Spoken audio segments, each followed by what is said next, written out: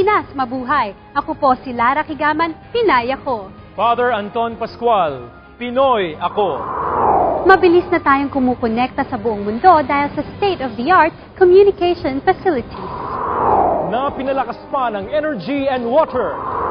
Yan ang Pilipinas ngayon. 2000, kukunti lang po ang may access sa internet. Ngayon, halos marami na ako nakaka-access sa internet.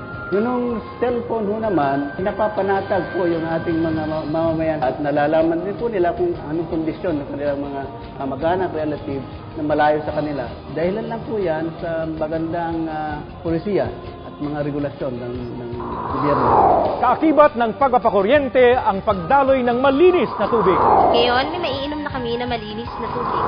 Dahil sa advancement ng ating information at communication technology, kaya na nating makipagsabayan sa buong mundo. Materials para sa school, no problem. Dahil connected na phone 24/7. Murang tawag at text sa cellphone, saan ka pa? Isa sa pinakamagandang nagawa ng Department of Energy, yung completion ng electrification ng mga barangay. Malaking bagay ito sa kanila, lalo na sa areas ng edukasyon. The Department of Energy has been very active in the passage na tinatawag natin yung Renewable Energy Act of 2008. Gagamitin natin lahat ng natural resources para maka-generate tayo ng malinis na energy.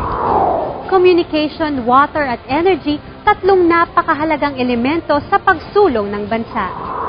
Mas pinagbuti at mas accessible para sa ating mamamayan nasa Luzon, Visayas o Mindanao ka man. Kung kaya mo, kaya mo. Yan ang Pilipino, kaya natin sa Pilipinas ngayon.